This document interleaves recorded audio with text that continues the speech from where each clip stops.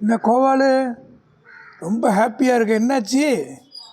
ஒன்றும் இல்லைண்ணே, எனக்கு நடந்த மாதிரியே ஒரு நிகழ்ச்சி சரித்திரத்தில் நடந்துருக்கிறத படித்தேண்ணே. ஒரே மகிழ்ச்சி ஆகிடுச்சிண்ணே எனக்கு. அப்படியா? என்ன புதுசாக சொல்கிற? அப்படி என்ன தான் நடந்துச்சு சொல்லு பார்க்கலாம். அண்ணே, 1942 வருஷம் இந்திய சுதந்திர போராட்டத்துக்கு போது காந்திஜி, கஸ்தூரிபா காந்தி, அப்புறம் வந்து சரோஜினி நாயுடு அம்மா, இவங்க எல்லாரும் சிறையில் வச்சுருந்தாங்க. எங்கே தெரியுமாண்ணே? மகாராஷ்டிரா மாநிலம் பூனேயில் இருக்கக்கூடிய ஆகா கான் மாளிகை. அங்கே காந்திஜியோட பேசிகிட்டு இருந்தாங்க சரோஜினி நாயுடு. அண்ணலே, தங்கள்கிட்ட ஒரு கேள்வி கேட்க விரும்புகிறேன், கேட்கலாமான்னு கேட்டாங்க.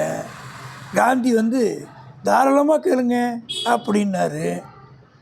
ஆண்டவன் வந்து ஏழைகளிடம் வந்து ரொட்டி வடிவில் வரான் அப்படிங்கிற வாக்கியத்தை சொன்னவர் யார் அப்படின்னு ஒரு கொஸ்டின் கேட்டாங்க. ஒன்று மகாத்மா காந்தி, எங்கேயோ கேட்ட மாதிரி இருக்குது, எங்கே கேட்டேன்னு தெளிவாக தெரியலையே, யார் அழகான இந்த நீதியை சொன்னது, அவர் நிச்சயமாக நல்லா படித்த பெரிய மனுஷனாக இருக்கணும் அப்படின்னார். அதை கேட்டு சிரித்து புன்னகைச்ச சரோஜினி நாயுடு, அந்த கற்றறிந்த பெரியவர் யார் தெரியுங்களா? நீங்கள் தான் அப்படின்னு சொன்னாங்க. நீங்கள் வந்து ஹரிஜன் பத்திரிகையில் இதை முதல்ல எழுதினீங்கன்னாங்க. அதை கேட்டு காந்திஜி சிரித்தார். அதாவது எழுதினதே காந்திஜி, அவரே தெரியாத மாதிரி காமிச்சிக்கிறார். கோபாலு, இது எல்லாருக்கும் தெரியும், வாழ்க்கையில் நடந்த அந்த சரித்திர பதிவை சொல்லு. அண்ணே, நான் பள்ளிக்கூடத்தில் படிச்சுட்டு இருந்தேண்ணே.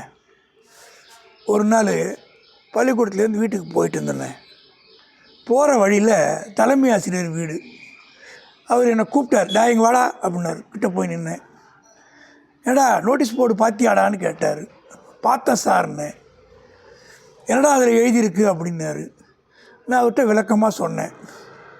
சரிதான் போடா அப்படின்னாரு. வந்துட்டேன்.